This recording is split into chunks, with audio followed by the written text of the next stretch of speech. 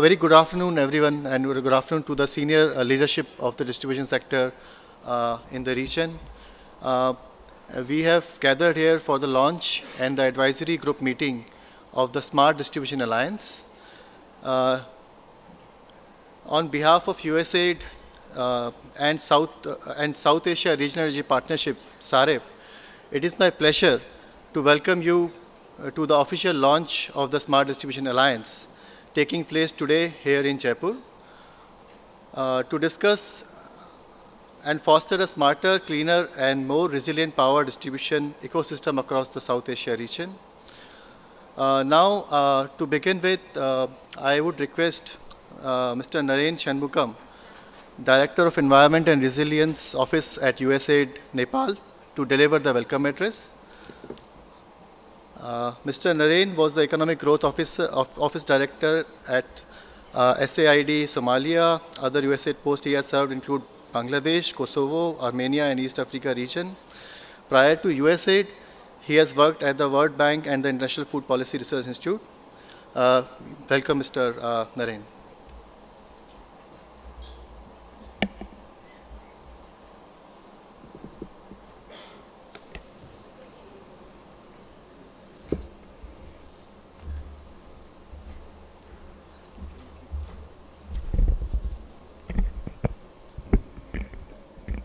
Good afternoon. I seem to have the unenviable task of speaking at this last event and getting all your attention, but I promise you the topic is going to be stimulating, that we'll all be glad that you're here. Distinguished delegates, esteemed colleagues, partners, it's an honor to welcome you today as we gather to strengthen collaboration between the United States and South Asia on clean energy and power distribution. A partnership that has grown steadily over the years and continues to pave the way for sustainable development and shared prosperity. Home to more than a quarter of the world's population and one of the fastest developing regions globally, South Asia faces twin challenges of meeting energy demand sustainably while also building resilience against distinct vulnerability towards climate change. South Asia has unique challenges including high population density, economic diversity, and varying levels of development. In this upward moving regional economy, the energy demand is also expected to move upwards. This will have significant implications for global transition towards clean energy.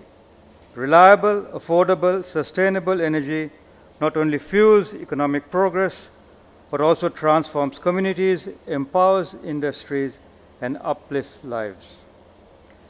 To share this vision, the United States, through USAID, has been committed to working along South Asia to ensure a future where energy is both a driver of development and a tool for climate change. The challenges we face are complex.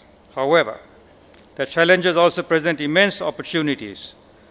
Through innovative technologies, policy reforms, capacity enhancement, and regional cooperation, we can strengthen power distribution systems, improve access to electricity, and accelerate the shift towards renewable energy. USAID's work in the region reflects this commitment. Whether we are through technical assistance, capacity building, fostering private-public partnerships, we are dedicated to supporting South Asia's energy reform and modernization. Our South Asia enhancing growth development through energy, that's a mouthful, EDGE in acronyms, initiated the South Asia Regional Energy Partnership program as testament for potential for this partnership. SAREP intends to improve access to affordable, secure, reliable, quality energy throughout the region. Today's dialogue is just not addressing energy needs, but envisioning a future where South Asia has sustainable solutions. Platforms like the Smart Distribution Alliance will play a key role in bringing together stakeholders, exchanging ideas, sharing knowledge to accelerate clean energy transition and lay the groundwork for long-term energy security. I see that there is wide representation of utilities and power professionals in the room today. I encourage you to make the best use of this platform to learn from each other what worked and what didn't, and why. This is one of the many more platforms of exchange that we hope to move forward as we try to get South Asia stronger with energy security. I look forward to fruitful discussions ahead and how utilities can help step out of their comfort zone and become utilities of the future. I wish you all the success. Thank you again.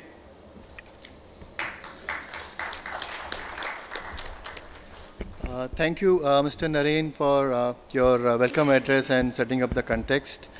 Now I would request Ms. Apurva Chaturvedi, Senior Regional Clean Energy Specialist, India Pacific Office, USAID India, to establish the need and set up the context for establishing the Smart Distribution Alliance. Apurva.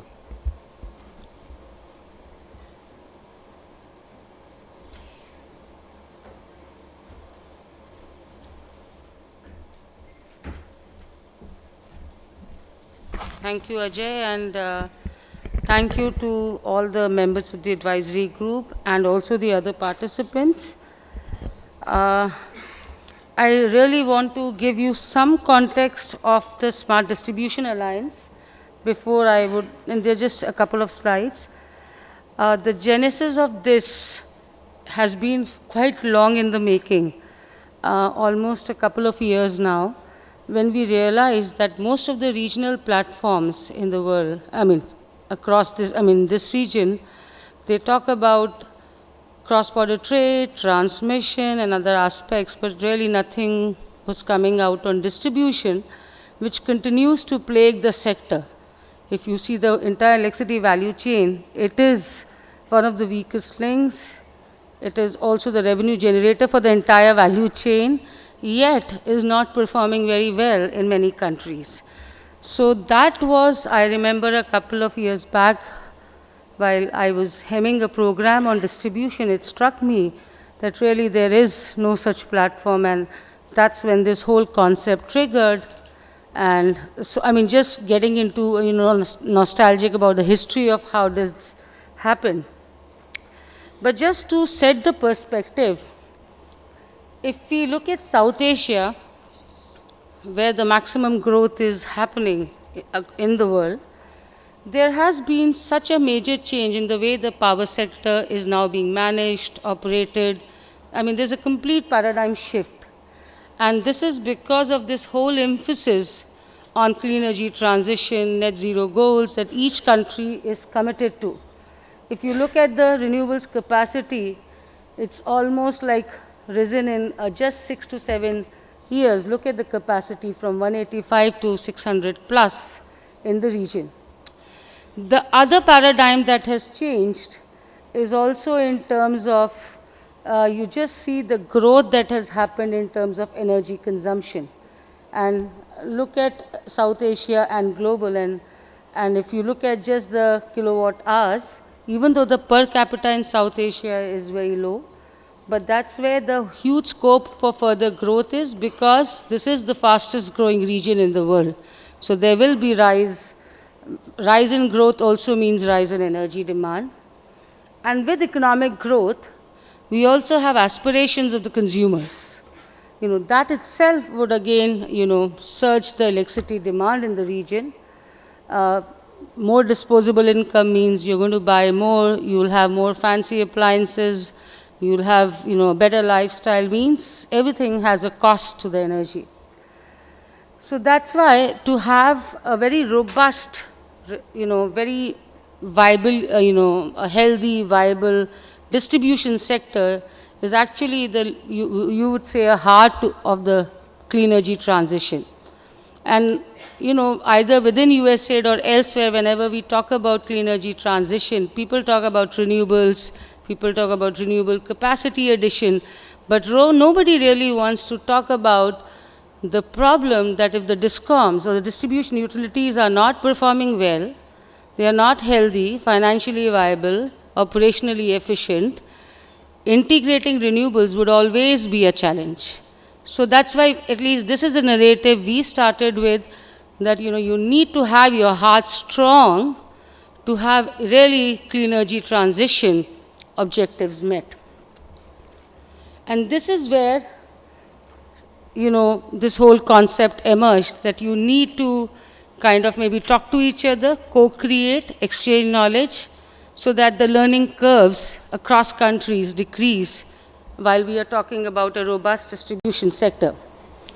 Now, if you look at South Asia also in terms of the challenges it has, it's also an opportunity. I always see challenges as opportunity. There are legacy issues that the distribution utilities are facing, what we call as the Energy 1.0 challenges of, just the aging infrastructure that is there, high AT&C losses, the reliability of the grid, the energy supply itself, its quality, and then increasing, there's a demand always for affordable power. Tariff revisions are not often reflective of the real cost. And then if you look at the emerging, as I said, the paradigm shift in the way the power sector is operating, with more renewables now coming in, injecting in, the integration issues of renewables, how do you manage the emerging loads of a EV charging infrastructure or DRE? And then, of course, better, more strengthened grid for a better resilience to the whole issue of, if there is a, let's say, earthquake, or if there's a disaster, how does the grid respond back through a better, much more stronger, resilient, distribution sector? So these are the two different set of challenges that are always plaguing the distribution sector, and they have to, when they have a bread and butter core issues that they have to address, simultaneously they also have to address the future that is coming in terms of renewables, EV charging, etc. And that's where, as I said, this is what made us really think about how do we reduce the learning curves. I mean, if you look at South Asia today, if you just take an example of a smart meter, I think all the countries in the region are shifting towards smart meter.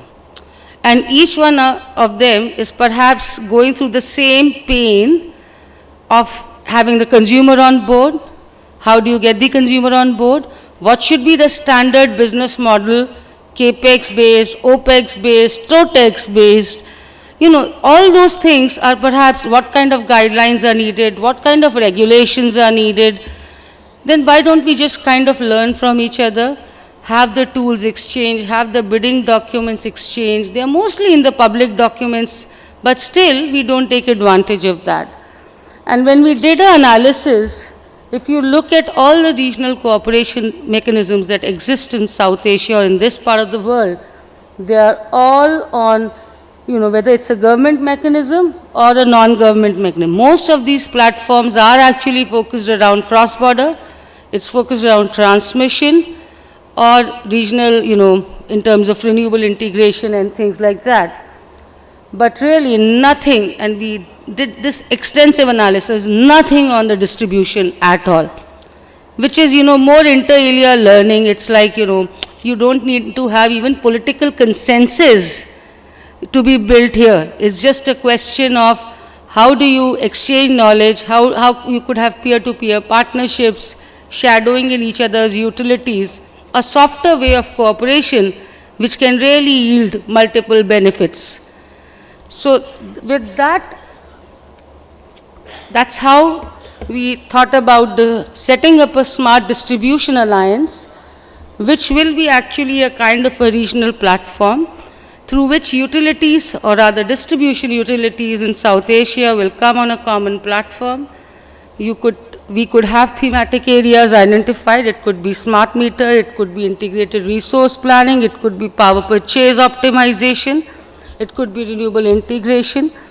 Whatever the areas are, and that's what, the advisory members or the members of the Smart Distribution Alliance, we would look forward to your views today to tell us. We've already identified a few thematic areas based on certain discussions with you all, but we really want to take your feedback if we are on the right path. And this is not set in stone. This is a power sector itself is a very evolving, based on the needs that would emerge. We will keep customizing this.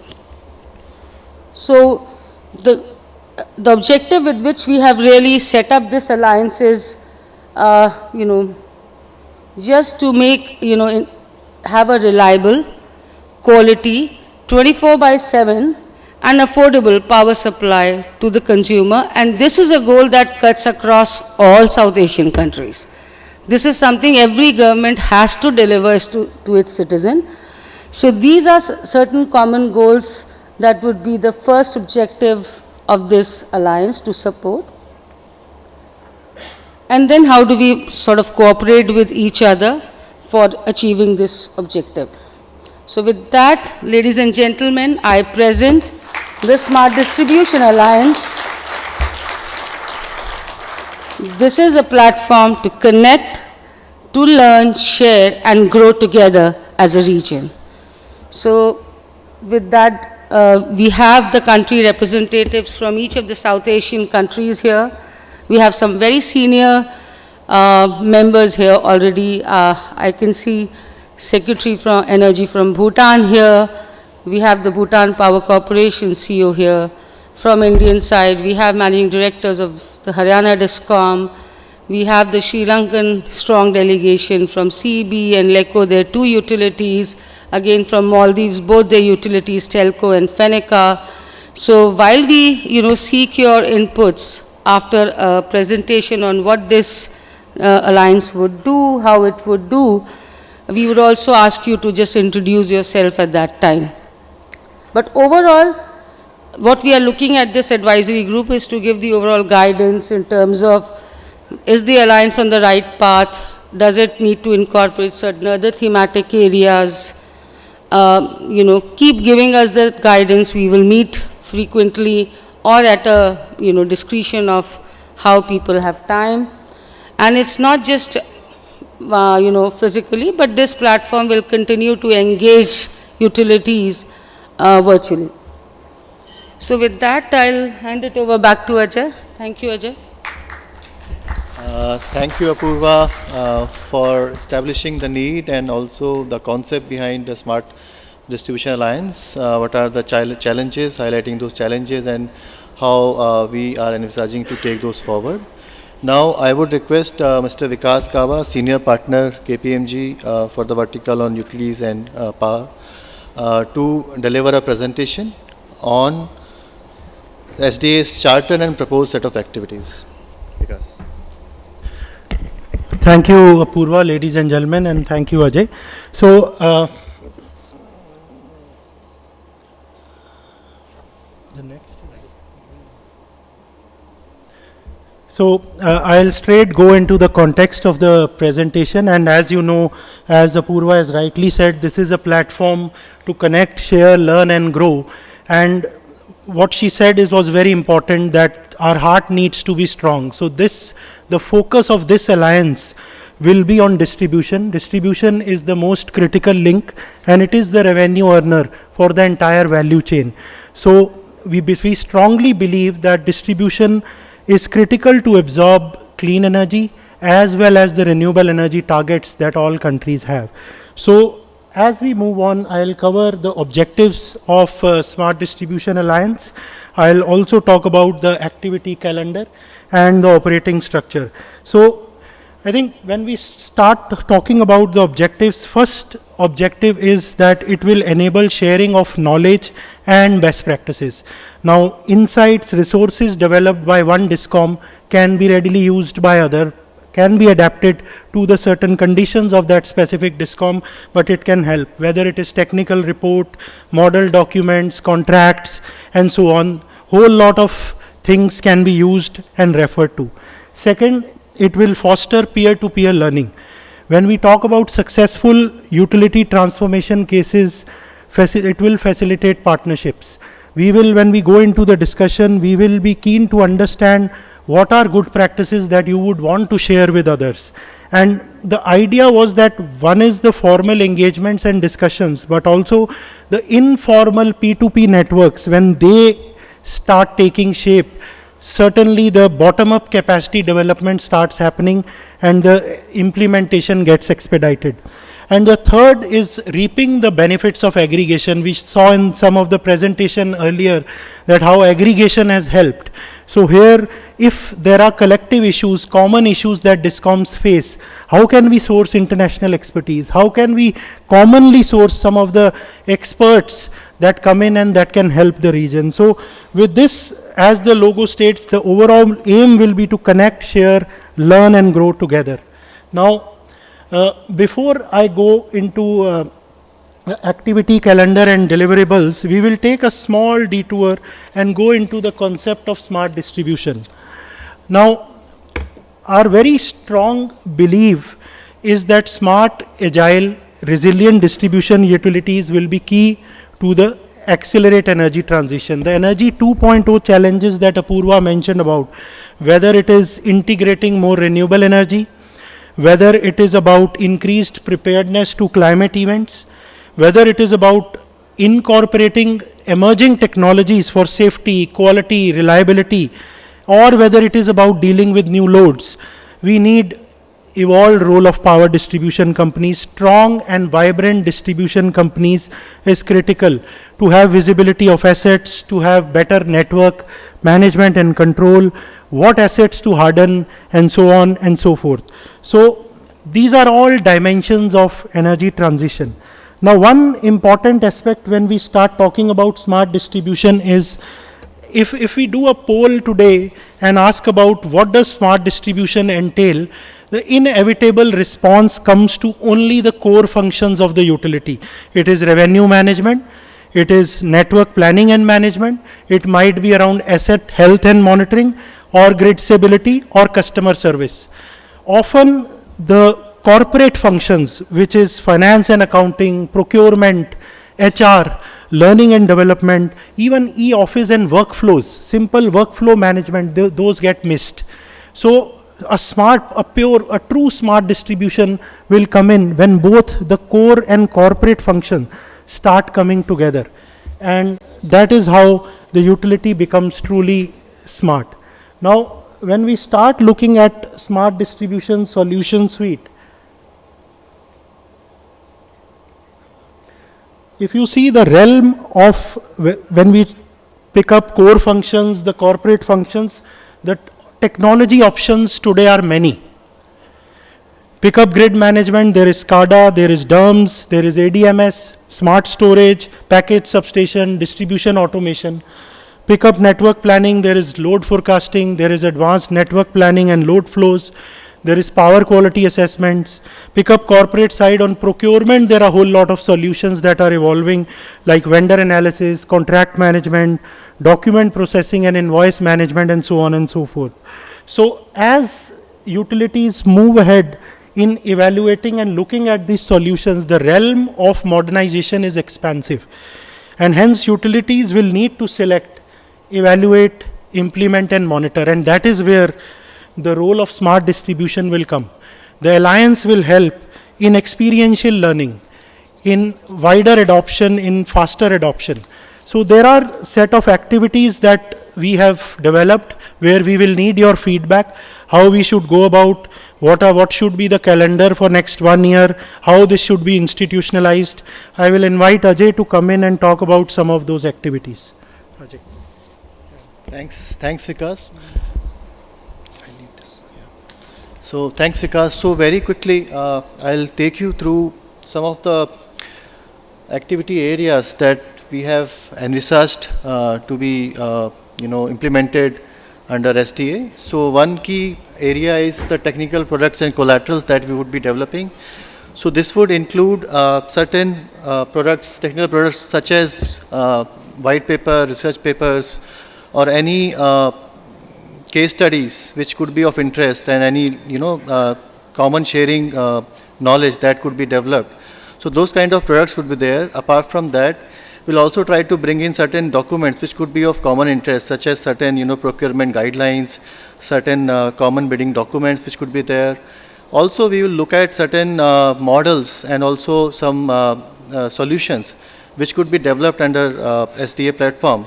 For instance, we can look at developing a demand forecasting tool which could be utilized by all the utilities as per their requirement. We can also look at developing certain CPAT assessment, cyber security posture assessment tools. So those kind of tools we are planning to develop under the ambit of SDA.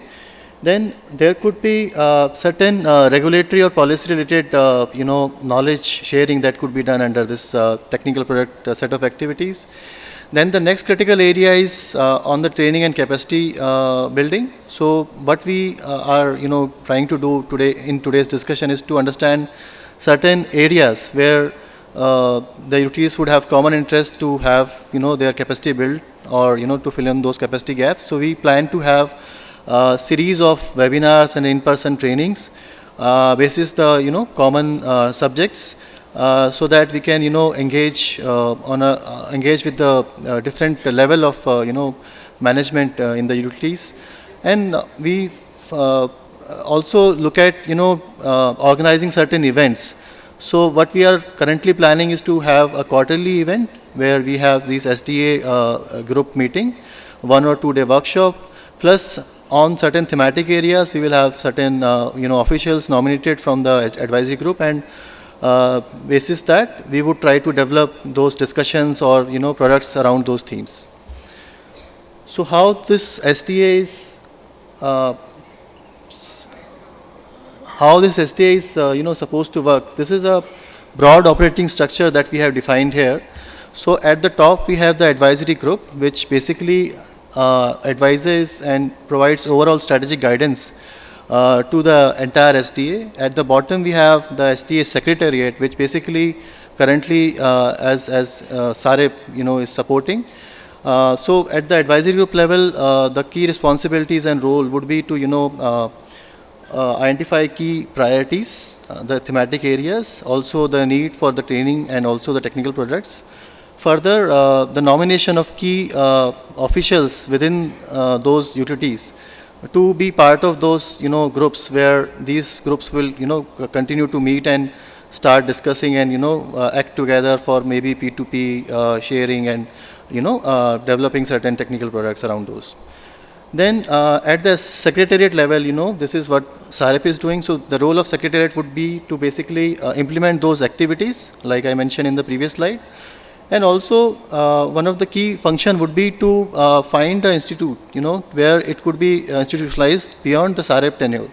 So SAREP is, the tenure for SAREP is closing in 2026. So beyond that, how it would continue. So that kind of strategy the secretariat would be developing, and then the continuity of this SDA would be, maintained. So that's the approach that we are, having.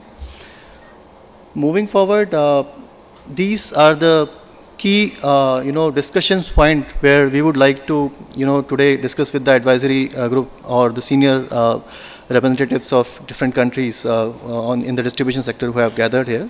So I would now invite Vikas and Apurva to have this open discussion initiated and moderate. Thank you, Ajay. So I think what we'll do is that at first instance, these are some of the pointers where we would want your feedback.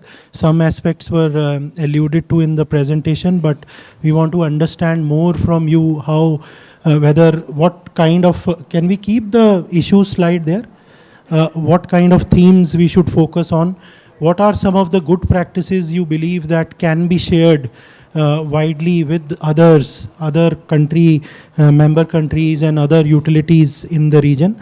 Nature and type of activities, what you would want it to be for the next 1 year.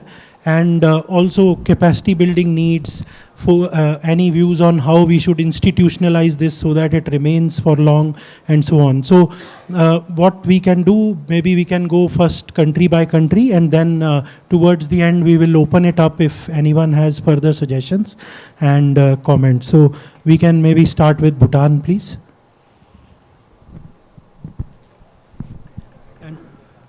Thank Please. you. Thank you. I'm Sonam Tobji, CEO from Bhutan Power Corporation. BPC, we are both T&D company. In terms of, before say what are the problems, I think I have to tell what we are okay with. As far as Bhutan Power Corporation is concerned, we have embarked into a mass RE program, and in terms of grid coverage, we are okay. In terms of T&D losses, we are doing fine. In terms of clean energy, we are doing fine. In terms of power quality, that is also fine. In terms of price that our customers pay, that is also we are fine. The only problem that we are grappling with on a day-to-day basis is the reliability. Our system has not been in place for a very long time, and our system are still in a phase of development. Lot of still, modernizing of our system is still happening, and because we are in the Himalayan region where our ecosystems are very fragile, forest coverage right from tropical to subtropical, so we have a lot of problem in our system being disturbed by natural calamities like rainfall in the summer and snow in the winter and so on and so forth. So much of our initiatives we concentrate on improving our reliability. To improve that, we have recently resorted to some way or other trying to embrace the smart grid technology, technology, because we cannot have n-1 line in all our rural lines because it's a very, very long radial. So we are deeply going into feeder automation. So on the rural part, and within the core Thimphu, which is the main place of our supply, we have gone into ADMS. We are also going on smart metering both at DT and customer level. And beyond that, we are not looking for at this juncture, we are not looking for a greater smart grid integration, because we have to be quite selective in what type of technology we wanted to go in, because what we have noticed is that the technologies are evolving so fast, and we have seen that our people, the skill development from our people are taking at a much lower pace than the technological advancement that is taking place. So we are not able to, many a times, even when we have implemented our smart system, our operation and maintenance people are having a time to cope up with the new technology. So maybe, our experience is that the technological development advancement and the capacity development on our employee part to handle the technology should go in at the same pace and in tandem. That's what we are of the opinion. With regard to this particular SDA, the Smart Distribution Alliance, I think is a very, very novel idea, is a great initiative, and BPC will be very much a part of it, and an invitation has been given to us. We would, when it is coming to the capacity development, we always feel that as a group, as a group of utilities within the region, we will have a larger, deeper pool of resources, and deep and greater pool of resources, professionalism, so that we could share and learn from each other, because BPC has a lot of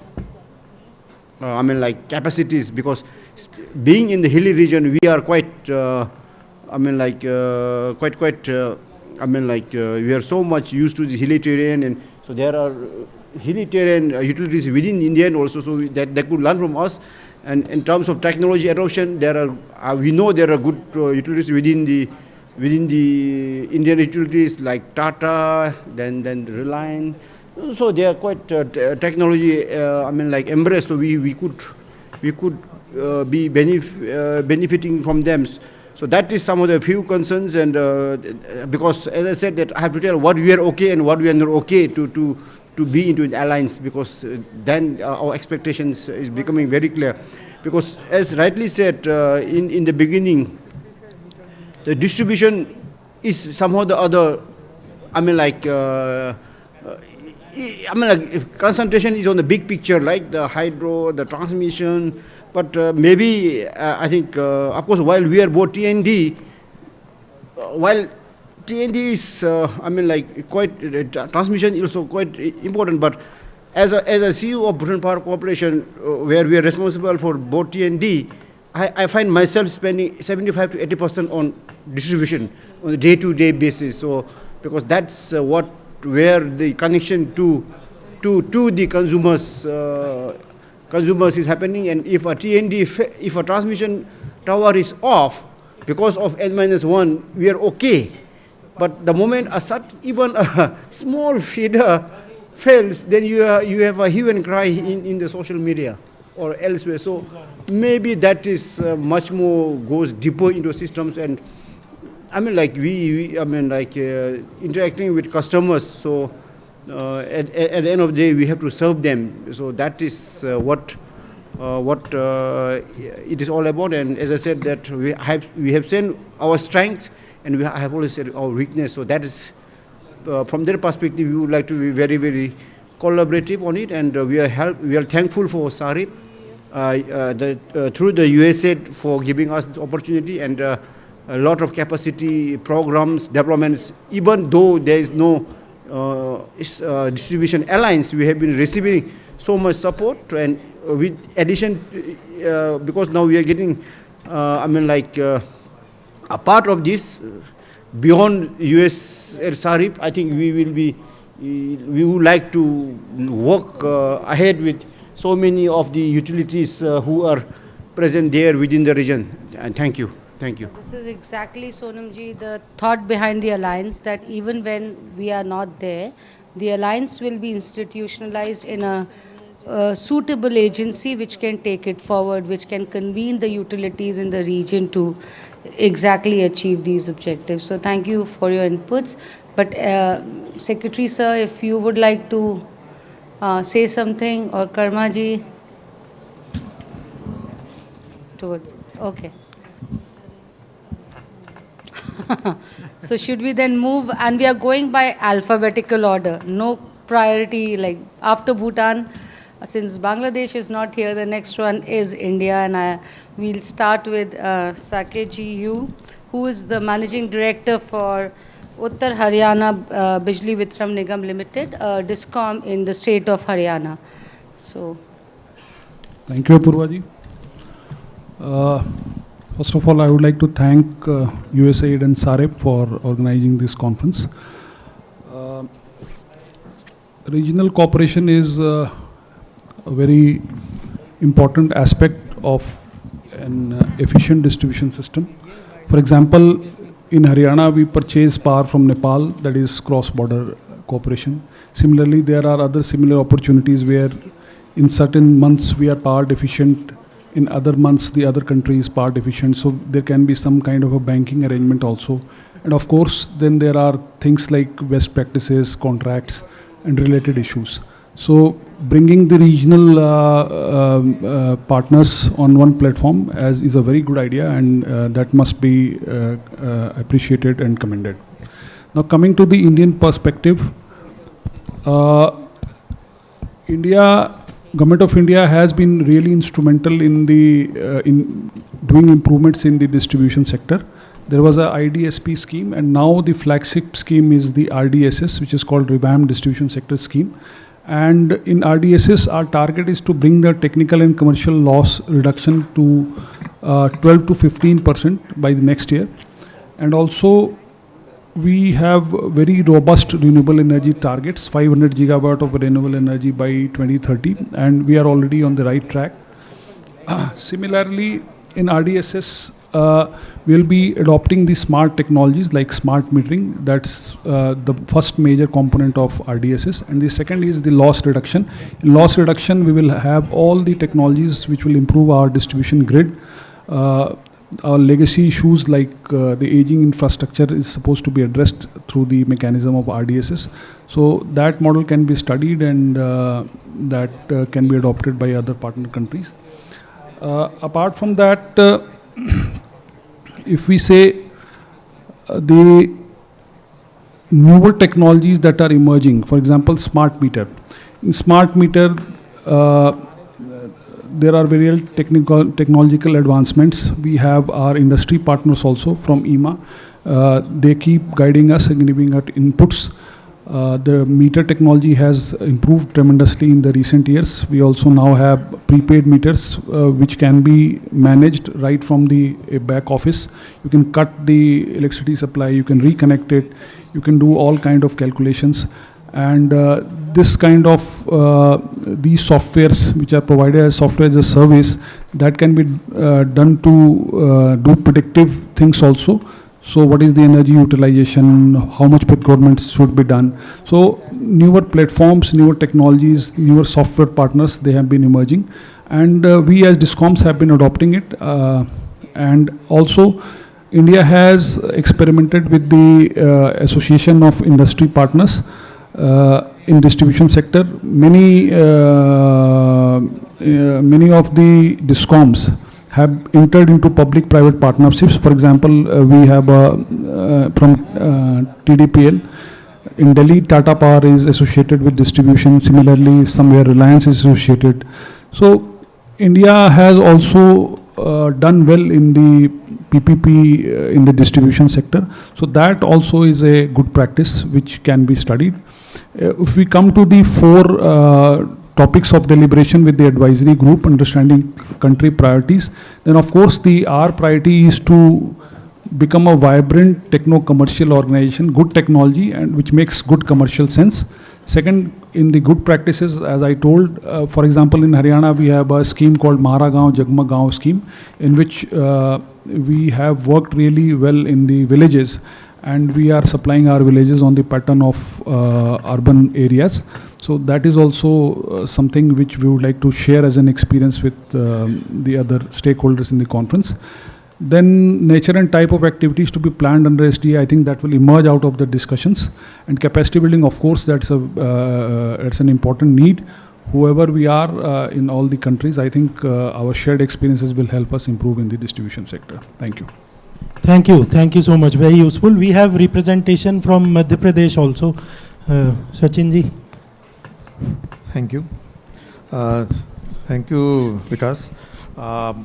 I will not repeat the things which our other delegates have discussed, but as far as the smart distribution is concerned, the main issue which Bhutan has raised, that there should be reliable power, reliable and quality power. Of course, reliable and quality power requires the infrastructure, huge infrastructure cost.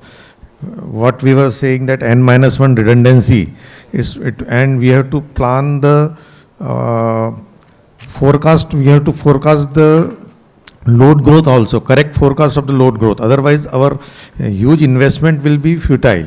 So that is a big task to forecast the proper load growth and invest in that, because as far as the proper load growth is required, so it will take future growth of the city. We have to select some cities, just like in RDSS, of course, we have considered the quality power and the future planning, but in addition to that, Government of India recently selected, I think, 5 cities for smart distribution. So when we decided to make the project, the planning of that, it is found that it requires a huge cost. Of course, there is a participation of central government, and 40% will be shared by the state government or the DISCOM by their local arrangements.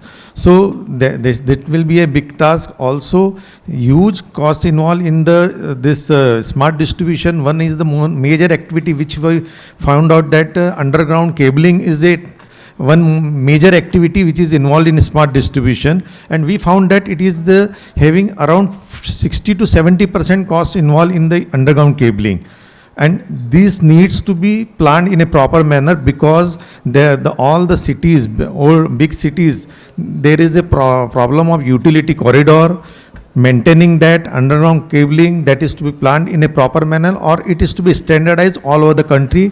Whenever we plan in a proper manner some cities, this is to be considered, because underground cabling is a huge cost involved in that, which we found while making the DPR for the smart distribution for the Indore city. So of course that will benefit for the easy path. Traffic problem will be resolved. That is also a part of smart distribution. Traffic problem will be solved, and pedestrian will also have a easy footpath for that, and it will also restrict the accidents also. So all these things which I thought it is to be added for the discussion or in the future planning of this our group, it is to be taken care. So thank you, very pertinent point that you raised, because while we talk about smart metering, SCADA, IT, OT, in isolation, this whole concept of smart distribution cities that Government of India has brought in is about making these model smart cities at a cities level, integrated, everything integrated, all the technologies for a smarter distribution, which is, as a whole. So it's not about one technology in isolation. We are currently, in fact, supporting the ministry on this concept and the preparation of the project reports and all, and working very closely with you on this already. But it's a thought that we've also socialized with Bhutan Power Corporation. If Thimphu could be that starting city, which could be a smart distribution city in Bhutan. So, and this is something that we would like this concept to be percolated throughout the South Asia region, and this forum could actually support in that kind of, those who've already taken the lead to share that knowledge and reduce the learning curve for others. In fact, what we have been hearing is there a one city or one area where a lot of interventions have happened, which can be a model city. So two tables, we have heard Tata Power twice, so maybe you can come next, please.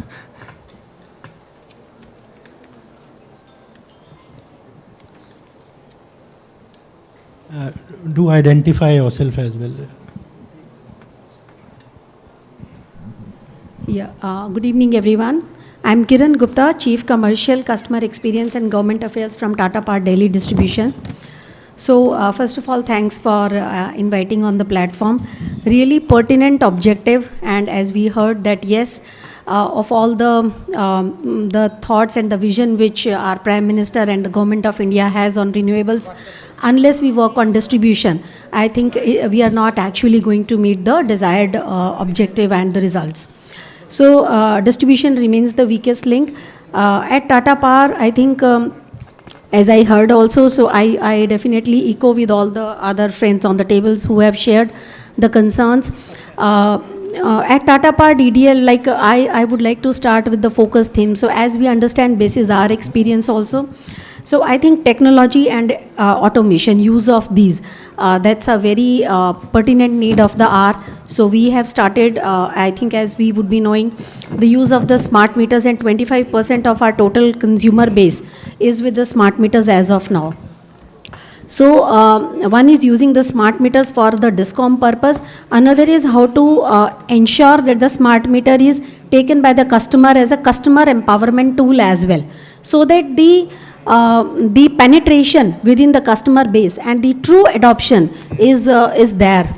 So use of technology, automation through smart meters with ample benefits, we all know by now, these are proven. And this smart meter is a win-win tool for both the DISCOMs and the consumers. Use of the technology tools like revenue protection engine. So I think with the help of IT also, which is going to be a big enabler across. So how can we use smart meters and the features to kind of empower our customers, and also to strengthen and curb the electricity theft, which is a very big revenue leakage point we know in various across the state boards as well. So use of automation, technology, and I think then second step is the customer empowerment, and how we can actually like with our goals across the nation for the enhanced usage of the enhanced renewable generation. So we talk of the solar. So PM Surya Ghar. So these are the schemes where we are working in depth with the customer. But again, how to actually bring customer on board. So peer-to-peer trading is one area where we at Tata Power Delhi has worked upon, and Delhi electricity regulator also has now come up with the guidelines. So the point is that unless customer accepts it heartedly, the result, the truth of that would only be experienced when the customer accepts it. So peer-to-peer trading, customer onboarding, empowerment. So this is the second area. And then I think third is a sustainable part of it as well, if we talk on the focus themes. So how to use distributed energy resources, so the use of battery energy storage, the cost of power which is presently like around 6+ rupees per unit. So it has to be an affordable power to our customers. So we talked of not having the cost reflective tariffs by the regulators. So I think these are not cost reflective, and then rather than keep talking about it, we as DISCOMs and various organizations, everyone together has to come out and see that how we make the power more and more affordable. So use of distributed energy resources, and also enabling the solar reach within the customers. Behavioral demand response is also another area where Tata Power is working at the Tata Power level. So we have a connect with around 1 lakh customers, and through our I think 2 to 3 years of long journey and association, this is a behavioral demand response change which we enabled, and this year also, and for last 2-3 years we are working on it. So how to actually ensure that there is a shift in the peak power purchase, which is also, because for any DISCOM, around 80 to 85% of the cost of the total cost of a DISCOM business is the power procurement cost. So if we are able to ensure that we are shaving the peak power purchase cost, so we could save, in this year only we could save around 2% of the power purchase cost. So I think these are some 2-3 themes which I wanted to share. Sure, thank Interestingly, something that you pointed out, and I would like to finish your thought on power purchase optimization. Sure. Something that I think most utilities, they are doing it, but they're not doing it as accurately and as well as it would reflect in their savings. There's a huge saving potential here. And if in South Asian countries also this is a challenge, then maybe we should also, as part of this group, have power purchase optimization, because that does contribute to 70 to 80% of the cost of operating a DISCOM. So just on the conservative numbers, and there are a lot of tools to do it. So if we develop one tool here or anywhere, that can also be socialized with the other countries without them having to do it. Because normally when USA gets into any tool development, we make sure that there are no proprietary issues associated with it. It's all open access, and therefore, what we said, have a single thing, and the leveraging the benefits to all the countries in the region, that's what the regional cooperation is all about. So maybe that could be one of the areas again. Sure. So we are fortunate to have quite a bit of players from the private sector and technology side also, but please bear with us. What we will do is hear the utilities and governments and how industry can respond. We come to you in the end. So maybe let me move to Maldives, please. Good afternoon, everyone. My name is Ali Azwa. I'm the Deputy Managing Director of State Electric Company in the Maldives. We have 2 major electric utility companies, both are owned by the government. I have colleagues from the other company, Feneka, as well here. First of all, I would like to thank the team for taking this initiative to form this alliance. I think this is an area that is kind of not given the prominence it deserves. Even in national context, it's easier for us to go and argue with the policymakers, the financiers, to invest on for capacity building, and it's easier to convince them as well. But when it comes to distribution, I think it's much more difficult to explain, to make the case for financing and so forth. maybe because the focus is very much on the capacity aspects to it. In our case. But for an island nation which is developing, particularly in our case, for example, where we serve the capital Male region, there's an increase in demand for electricity.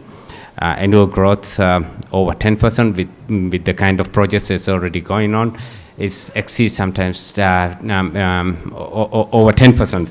So there's a very high demand where we need to have investment in distribution, had to have substations, had to increase the size of the cables, for which the main challenge we have is in terms of finding space to install substations, to transformers, to meet the loads in different areas within the small city. So getting the permits, approvals to lay the cables, the service corridors is a kind of a challenge, the day-to-day challenge we have in terms of distribution. In terms of our experience, I must say that we haven't had actually a transmission system until maybe like a few years ago, when we connected the greater Male region, that newly claimed Hulu Male and the capital Male through a transmission line. So that's an area that we quite like in terms of expertise. So we had to rely quite often from experts from overseas to come and support with those process. But for distribution system, that's something that we have been working. Our engineers are quite competent with most of the works with that. So we need proper times of distribution systems. We tried earlier with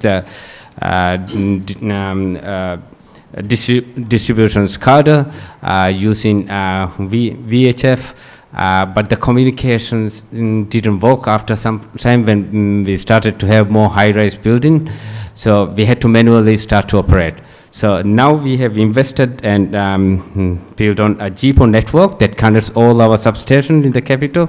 This is kind of a quite achievement. It kind of provides avenues for us to do many other things, including smart distribution system, which we hope to complete by the mid next year, to have a distribution SCADA system so that we can remotely control the distribution system from our powerhouse. It will also obviously help to identify the distribution loss within the system.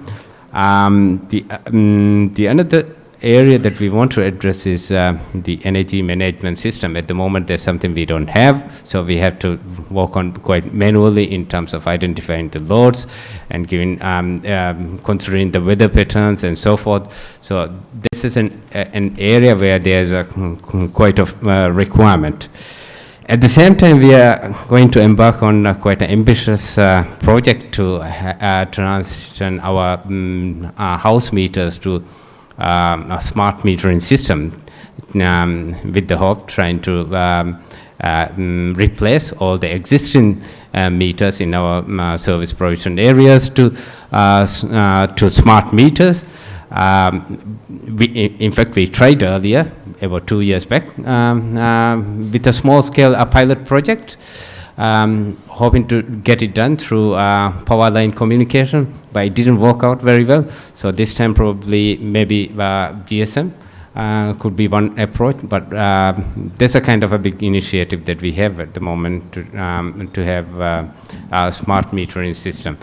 So I think we have ambitious things that's coming up, but of course I think with a forum like what you have proposed, there's a lot of that we can get in terms of building capacity for our engineers, and also getting the exposure and experience from the colleagues from the region. That will be quite helpful to us. Yeah, thank you. Thank you, very comprehensive. And I think I would just like to echo the last point that you made while we were in Maldives just a couple of months back and met the Secretary Energy and of course your MD and Fenica as well. One thing that came across was smart metering was something that Maldives definitely as a country is now geared up to roll out. And what Secretary also said at that time was And we asked a lot of questions actually at that time. What's the business model? Have you thought about the business model, where the investment would come in from? But one thing that came out very strongly was the consumer awareness and the engagement. A lot of pushback coming from the consumers, which actually can be a deal breaker or maker. As I can tell you a lot from this table, you would know, unless and until the consumers are onboarded. So the first task that was given to us was to develop a consumer engagement strategy, and that's where you talked about household, whether we could actually, because there were complaints like wherever the smart metering was done as a pilot, the energy bills soared high. Very typical myth that I've been in this sector for long now, even while we started work with Ministry of Power, Government of India on smart metering. We dealt with these kind of issues even while they were doing at the pilot stage 10 years back. Now they have a 250 million smart meter program. So with so many states, so many discoms, every state has its own consumer related challenges. So that's again a very important area which we could each learn from, and we would be happy to support the Maldives government on that. Yeah. I think the 5 A's that you presented in the morning are very well applicable here also. It's as market awareness transformation builds. for anything. So if you consider smart meters an appliance, it's very applicable. Yeah. Let's go to Nepal, please.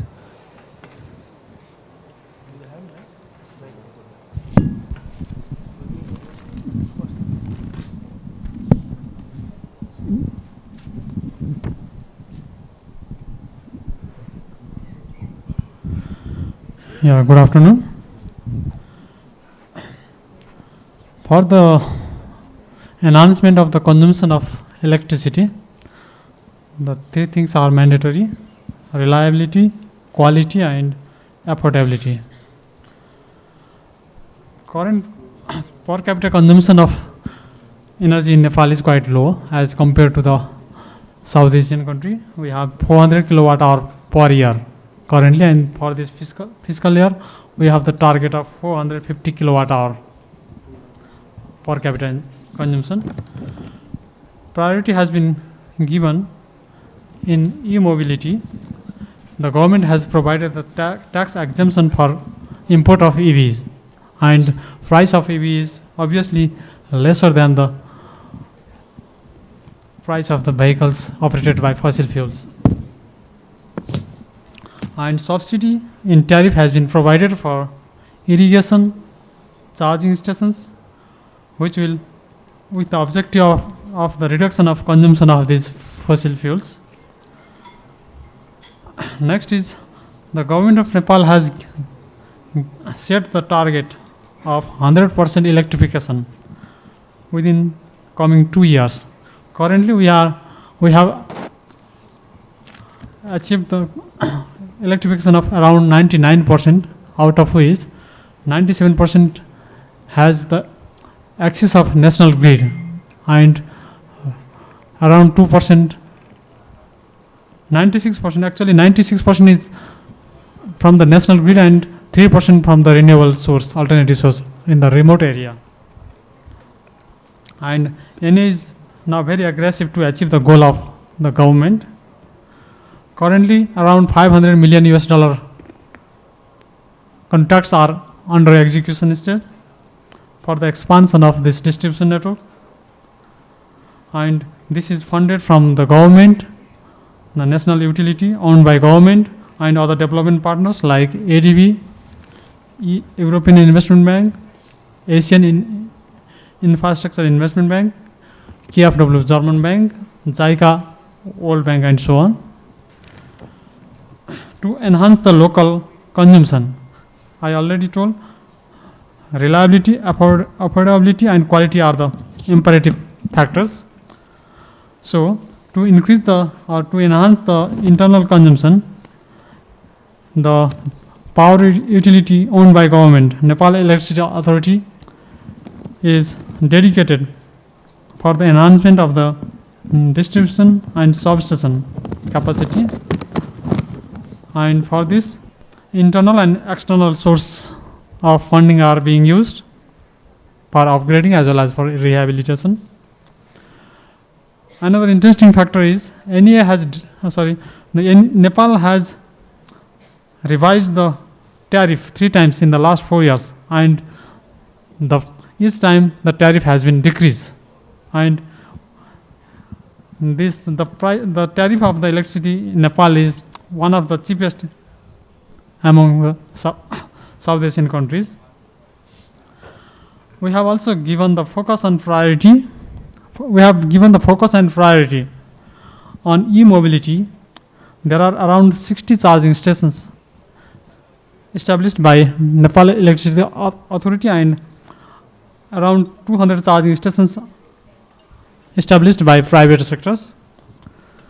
I already told the tax subsidy has been given for import of EV, and around 85% of the vehicles imported in the last fiscal year was EV.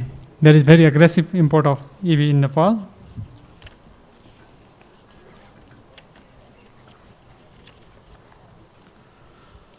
Regarding the smart network,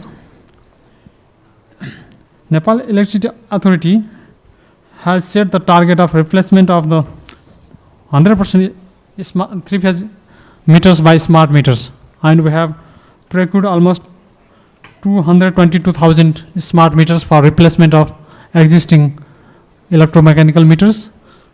We will achieve this target within this fiscal year, that 100% of three-phase meters will be replaced by smart meters. And as a pilot project, we have replaced 97,000 single-phase meters. We have around 560 million consumers. Out of them, we have very less three-phase consumers, and we are very near to get the target of replacing the three-phase meters by smart meters. And for replacement of single phase, the challenge is huge. We need the huge investment for replacement of the single phase, and we are working on the financing modality, how we can arrange the financing for this replacement of this single phase. We have planned to finance from internal source as well as from the funding agencies. Another is we have been replacing the meters, existing meters, free of cost to the consumers, and for new meters it will be charged. Next is that we have started the adaptation of the unmanned substation for distribution substation also. Right. Because this will save our manpower cost, and it will enhance the reliability as it is the smart technology. We also have the facility of online service for consumer services. We have also the facility of online bill payment. Recently, we have established one distribution control center, DCC, in Kathmandu. Right. And it is integrated with the underground distribution network. Thank you. I think that was pretty comprehensive, and I think you mentioned e-mobility quite a few times. This is one place where the cost economics are so favorable, and I am told now the 70% of new vehicles are EVs, smart meters, digital NEA, and you also touched upon softer aspects like tariff reforms, which can be very useful when we go there. So I'm just putting on spot someone who just walked in, but very pertinent to the smart meter discussion here. So Vishal, who is the CEO of ESL and also the chairman of Intensely Smart, am I right? Which is the subsidiary of ESL that has deployed over 5 million smart meters already in India. But more than that, he is also the father of the distribution scheme that Saket ji was speaking as a former joint secretary with the Ministry of Power. So smart metering is something that has emerged as a common theme when we went from country to country. That's where every country is gearing up in transition. So any thoughts on that in terms of this distribution alliance, how it could, in terms of cross exchanges, knowledge co-creation, anything particularly with smart meter that you would like to highlight? Well, I think smart metering, as it is panning out in India, it's also throwing up a lot of operational challenges. While the concept is really wonderful, and that's why the whole concept actually came about. What is important is that we need to be clearly abreast of the operational challenges that come. Communications being one part. Operations, once the rollout happens, that's the first and foremost initial part, which is very simple. The problem comes when you start operating, when you start looking at diverse areas, and obviously South Asian countries, all of us, we have a very disparate, long distance and very disaggregated households at times, and very, very concentrated populations on the other side. So once you get into the O&M phase, a remote place having 1 meter having a problem, and then the meter read is not coming there, it becomes challenging, especially if the consumer is on a prepaid mode. So the operational parts, getting and setting the communications right, it's not merely about the construct of the nature of the bid and how we go about the whole thing, but also about the operability and the maintainability of the overall situation. And there have been challenges. We have put in almost around 5 million smart meters between between our company and also the JV IntelliSmart that we are talking about. So operational challenges, the design and the construct also needs to take care into account. There are several also problems, other problems also when we do the bidding.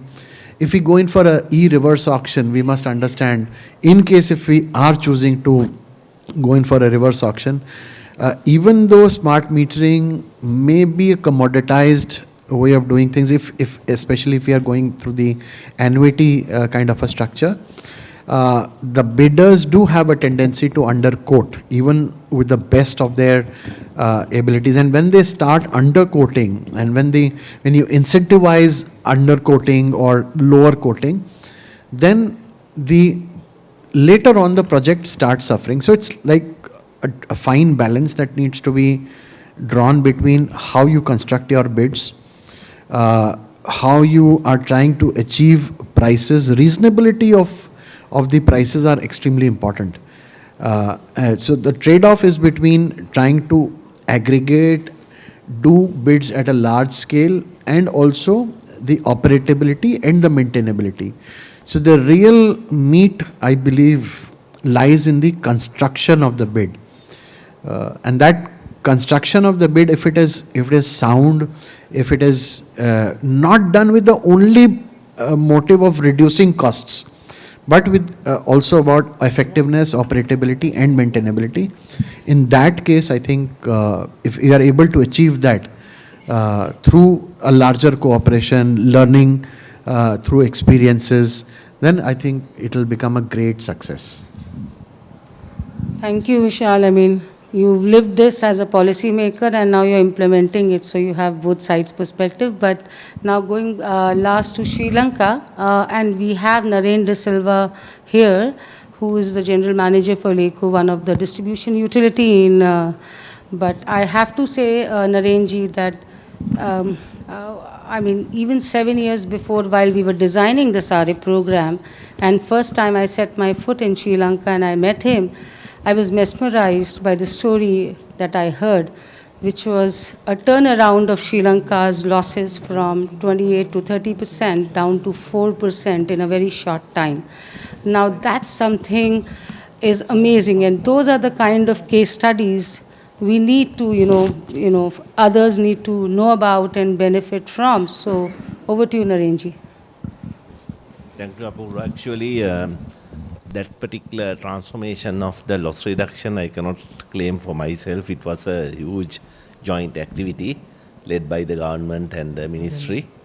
So having said that, I would say that the SDA, the whole purpose of the SDA is sharing knowledge and sharing experience.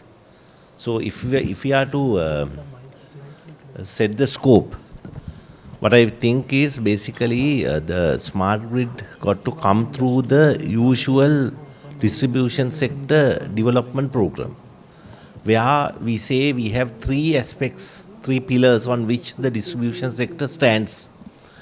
First is the know your customer. The customer studies and the customer exploration to identify exactly what the customer needs. Then know your technology, to identify the technologies which customer can fund, by which the problems can be sorted out. Finally, to know the partnerships, to establish the right partnerships, so that because most of the time this deployment of these technologies probably would not be in the hands of the utility. Utility need very good partnerships, good friends, hand-holding to go through this process. So to know the partners, this is the process. So I think the SDA got to come into this picture, because now I think the entire region is moving in this process and all of us are in somewhere in this picture. So we got to streamline this process and create a proper roadmap and start this process as a whole, to study the customers, exactly set the right required technologies, and then to go for them with the partnerships. Now, classic example I would tell you about the smart meters. In average, the yield by providing a smart meter to a customer cannot justify the cost of the smart meter. But still, if you take the upper 10 or 20% of the customer base, by converting it to a smart meter, that those connections can pay. Classic example is closed doors or long walk distances, high loss creating customers. So out of our total base, there would be about 10, 15, 20, 30% where the cost of the smart meter can be justified. It will pay back. So that kind of a strategy in identifying the customers, the real problems, and placing the technology. That's the key to the thing, and I hope that SDA would create the breeding grounds for this line of thinking. Thank you. So with that, I think we will move now to the industry association represented by Mr. Singhvi and Vikram. I think just one point, Narenji, what you said, when we were doing the case study, the few points that stuck was, one, know your assets, know your network, and know your customer. So the base of it, people, we say KYC when we go to financial services, banking. So the foundation studies all are very important. Mr. Singhvi. So my name is Sunil Singhvi. I am president of Indian Electrical and Electronic Manufacturers Association. And coincidentally, I also come from the smart metering background. So a lot of discussions happening on smart metering. There are 3-4 important elements. I think a lot of discussion happens on the technology side. And particularly when you implement prepayment, the technology and sociology matching has to be done. As Vishalji rightly said, if you have a geography which is diverse, very diverse geography and which is dispersed, then worldwide trend is coming to build intelligence into the metering side, because you can't depend only communication reliability. So your meter itself should be able to intelligently disconnect or reconnect, because you can't afford to disconnect customer not able to reconnect when he has paid it.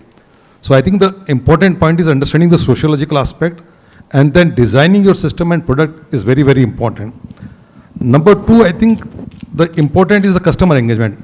It's not unique to India or our neighboring countries. I remember way back in 2009 when we started in Australia, Victoria, there was a lot of hue and cry. And there were a lot of posters against smart metering. There were a lot of forums were there. And the biggest mistake which Victorian government did was not engaging customer. And they started after 2-3 years. On the other hand, British government started an advanced smart GP. They made a forum, independent forum. And I think to quite a lot of level, they could succeed, although there is still 15-20%. So I think if you engage customer and explain benefit, it empowers you and you can upload top-up meter whenever you have money. Particularly MSME sector, it makes a lot of benefit. And then I think bigger benefit, I think everybody is talking about from the revenue point of view.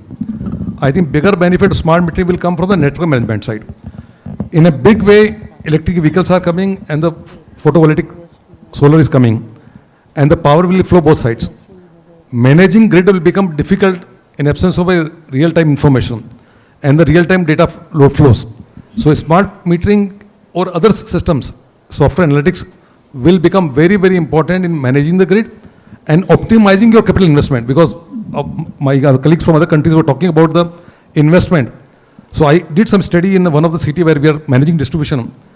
If you replace a small section of conductor, your network capacity enhances multiple times. So no need to replace everything.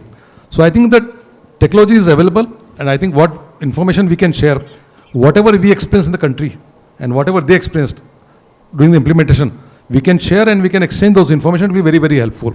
Yeah. I'll give to Vikram another. Please. Thank you. I'm Vikram Gandotra. I'm from Siemens, and I'm also president-elect of HEMA along with Sunilji. I'm working.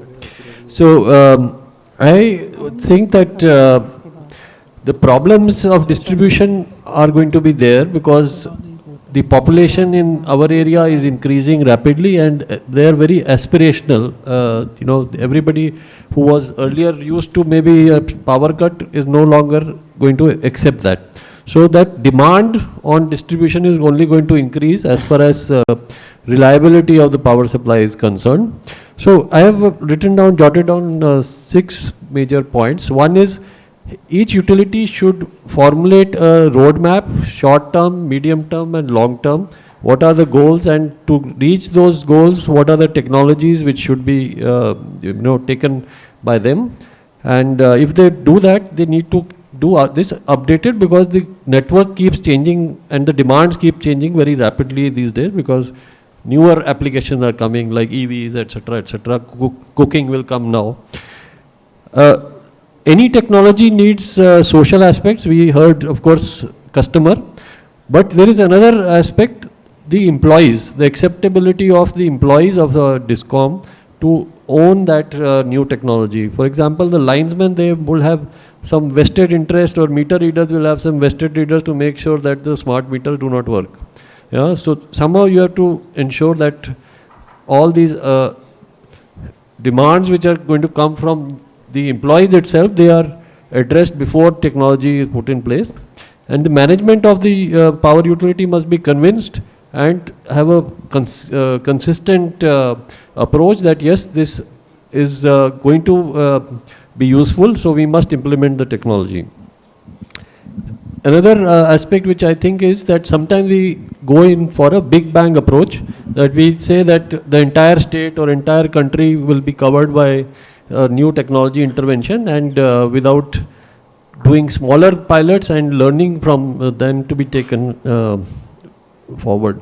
So this is highly risky, because not only the technology is new, but even the people who are to manage that, both towards the industry as well as towards the utility, they are not used to such a large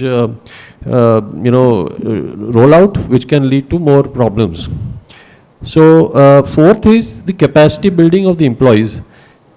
I think USAID and this program SACEF has a very unique proposition it can build, is to develop the capacity of the employees who will be in the field. Yeah, so do not limit it only to the leaders, but also take this forward to the employees who are going to own the technology finally and make sure that it runs. Then I also would like to say that technology by itself is never enough. The processes of the utility also need to be adapted to the new technology, so that there is no mismatch and maximum benefit can be taken from the technology which is there. So there is a very high degree of urbanization which is happening, and urbanization not only requires smart metering, it also requires feeder automation, RMU automation, etc., which has been proven in Tata and BSES, etc. So all these aspects need to be done. And finally, I come to the point which Vishalji had mentioned, and the industry has always been asking that this procurement should be taken as a total cost in the total cost of ownership mode, not in a tender, and especially not in a mode where you go in for a reverse auction. Technology should not be sold like cement or coal. Yeah, so this is aspect which must always be taken care of. Thank you. Thank you. We are short of time, but yeah, can but take quick comments from any show of hands, please. You have the mic. Please identify yourself as well, and please be brief and specific. Hello. Yeah. Nitesh Sharma from Tejoma Green Energies. First of all, thank you for this initiative. And if I understood properly, this is similarly European-like model we are trying to achieve here in South Asia. It seems like all the governments, officials, and representatives seems to agree on the basic idea of SDA. But if I will be asking a question where the answer will be yes and no only, but I just want to make a proper background. So if I understood properly, we try to divide all the problems for SDA in 3 parts. First is like distributor or infrastructure provider. Second, energy provider. And third is aggregator.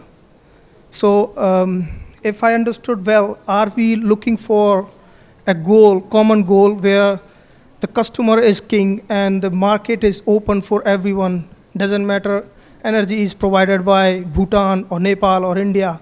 Is it the final goal we are targeting here? I wouldn't go that far, because here it's not about energy generated or supplied to the distribution utility. We start from where the distribution utility supplies to the consumer. So we are not really addressing the goal that you are mentioning.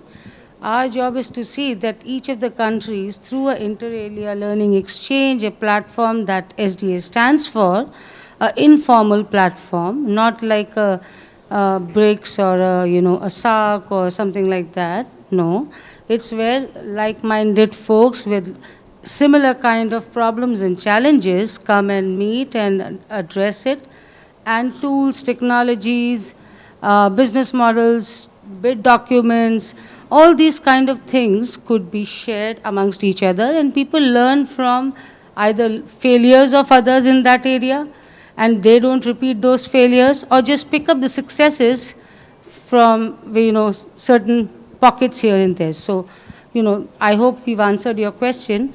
So we do not really address what you are saying. We are very clear. It's about distribution, more reliable quality supply. That's the end goal of every distribution utility. And that's why we say that a viable distribution is important for energy transition. So that's the goal. Any other comment from anyone?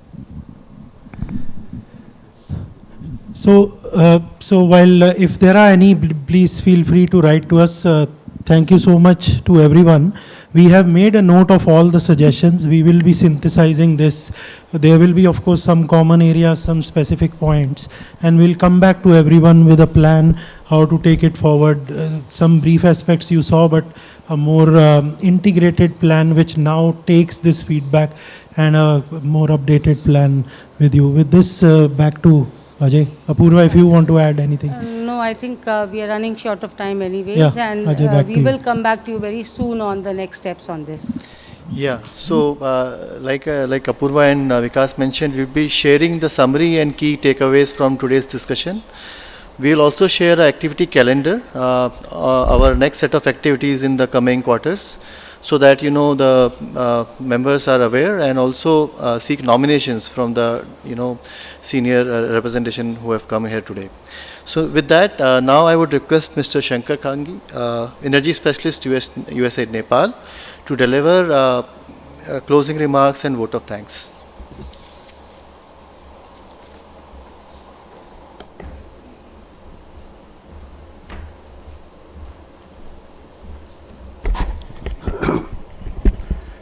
Thank you for this opportunity to provide closing remarks.